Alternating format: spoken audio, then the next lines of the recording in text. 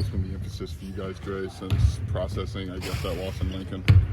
So what? How do you process that loss in Lincoln?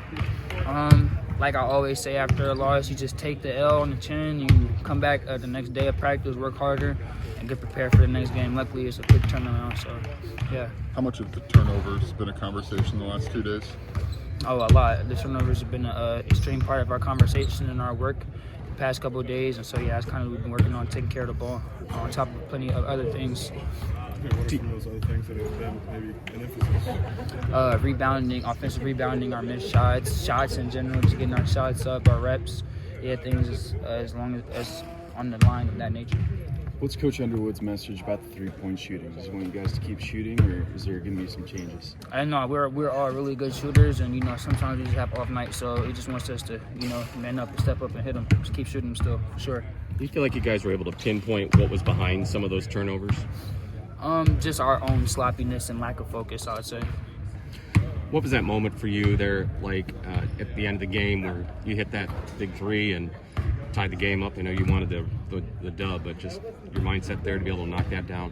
It felt great. That was like the first time I've ever been in a position like that for college basketball. So to be able to be in that position and execute it felt great for that time being. I know we talked with Coach Underwood like last January. Was this kind of a struggle for you? I think you and I have talked about that. But what's this like now to have this growing role that you have, and how do you contrast what those 2 months have been like? It feels great to have a growing role, to be able to provide more for the team. I always knew I could. It was always just a matter of when I could do it, and I just waited my time. I grinded for this, and yeah.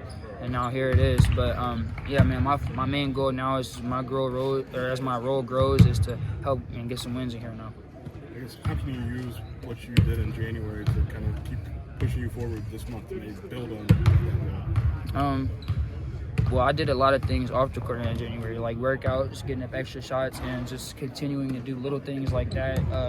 Rehabbing my body, staying just healthy, for sure. Just little things like that is just gonna help me. Not even me, but just the whole team in general. What's your go-to for getting your body right? Of all the options that you guys have over there now? Probably Coach Fletcher's massage and hyperbaric for sure. For these last 10 games or so, do you feel like you've earned a little bit more more playing time? Sir, I feel like I have. Regardless of however much time I play, I'm ready to play at all times and bringing some energy. So yeah. What's top of mind for you when you think about Ohio State tomorrow, and what's key? My mom's from Ohio, I like the Ohio area. She got a lot of family in Ohio State, so we gotta come out, play aggressive, come out with energy. We can't come out flat like we have the past couple games we've lost. But yeah, I think we come out with some energy tomorrow, and that first TV timeout with some energy will be in a good place. So is your mom's connection to Ohio, is that similar to your dad playing at EIU? I mean, is that going to get you in your best? Nah, it's not that similar, but who knows? You never know, man. What's your go-to, Dre? What do you feel confident with going to as a second banana type of deal? Trying to get myself to the free throw line first. Yeah, probably just that. Knock down a couple free throws. And yeah, that's usually what I kind of try to do. If my jumper isn't really flowing too well, get to the free throw line, see a couple go through the net first, and then circle back on the three.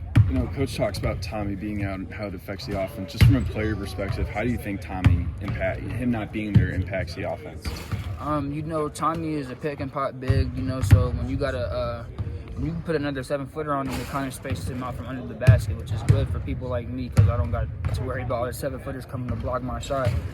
But and also our other guards, we don't got to worry about all the 7-footers coming over and being in the paint. So having Tommy, on that pick and roll, pick and pop type of deal, it's kind of like it's great for us. It kind of opens up our offensive, our offensive options.